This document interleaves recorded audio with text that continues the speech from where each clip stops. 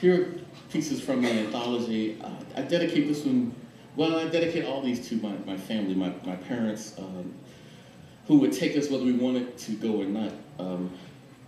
Back south, you know, Malcolm X used to say you were up south, and that is true, but that was hard to take in the 60s because people who left, I was born in Georgia, moved here, wanted to believe that, you know, we were okay.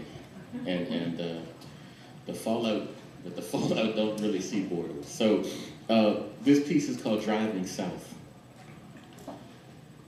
We must have seen 100 towns with statues honoring the Confederate dead and at a telling distance the old slave block. Regional metaphors strong enough to seduce my brother's instamatic. Somewhere in South Carolina, father drove the Dodge at a speed slower than poured molasses and implored him to shoot General Lee. Key West. You could have buried Emmett Till beneath that maze of granules at the bottom of the Dixie cup I was handed, minus lemon, through the Jim Crow window of Peach's Cafe, Key West, Florida, May 1960. I swore I saw a blonde smile through the fancy restaurant window, but mother said she was picking stone crab from beneath her teeth and to turn my eyes toward heaven where it seemed to me even the sky and clouds set apart. A couple more. Bad Hair Day, 1970. Like the year my hair is obviously gone. But I was in a barbershop the other day and I saw this guy with a, well, you can do it, things are circular, you know. This young guy had a pick sticking out the back of his head like this with a fist on the top. And I said, man, you know, I used to do that. And he looked at me and, no, I don't think so. I don't think so, Brother Methuselah. I don't think so. Bad Hair Day, 1970. Don't let the revolution begin today. My favorite Afro pig accidentally jailed in Gordon Junior High's locker 703 this autumn Sunday. Malik's always sweet-smelling corner store closed like the Cuban border. If I rise from sleep looking like this, I am nearly as bad as pork chops for my people. Unless I turn a restless night into one in which I ran guns in the violent weather, endured endless interrogations and fervent blackjack solos by the man. You remember the man. I mean, people don't talk about the man anymore. Like, he's gone. Two more. This is, I know the Cowboys are playing Washington's football team right now. And, well, because, come on, that name, seriously, you know. So, I used to teach poetry as part of an organization here called DC Writers Corps around the corner at Garnett-Patterson Middle School. And one of the assignments was to, remember back when kids would, you remember the expression flip the script? And so we were talking about events in history, and the assignment was to think about a pivotal moment in history and to change it. Say, what if Kennedy had decided not to get in the car? You know, those sorts of things. So this is called What If the West Was Lost? What if the West was lost, meaning more little bighorns, fewer if any wounded knees?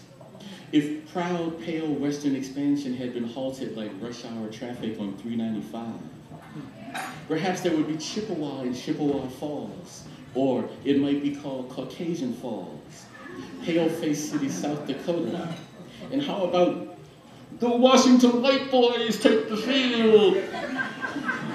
But maybe there would be no NFL, no stolen land on which to build plantations, all so-called Negroes sent home. Sorry, Elvis, maybe never to be shackled. That's me in the corner of a distant African country saluting a flag that's really mine.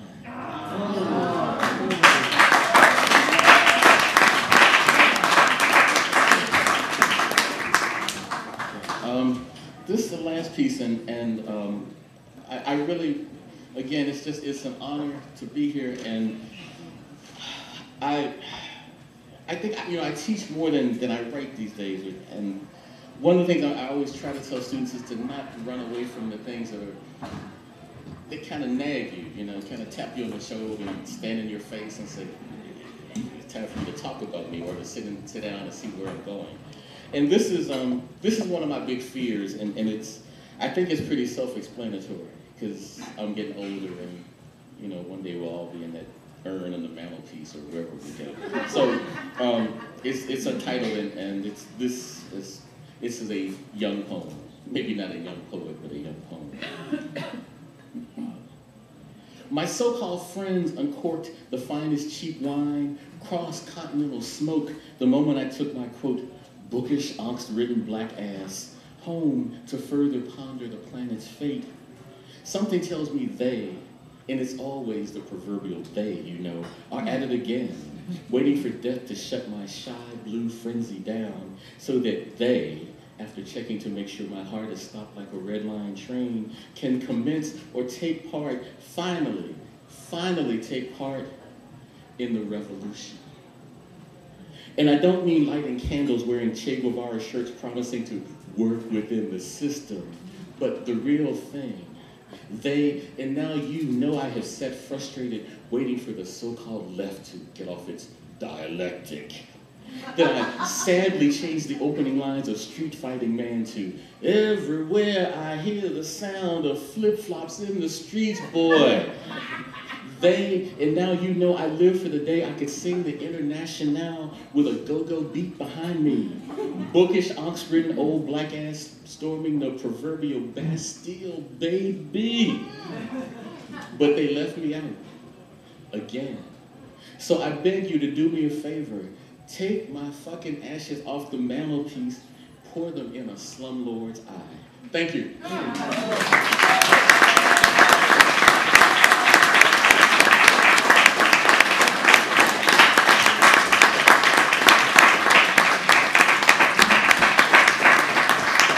Reuben Jackson, Nikki Finney, Matilda Cox, and Meta Duewa Jones. Let's hear it. All right. Thank you all so much. It's now our time for the open mic portion of our program, and to host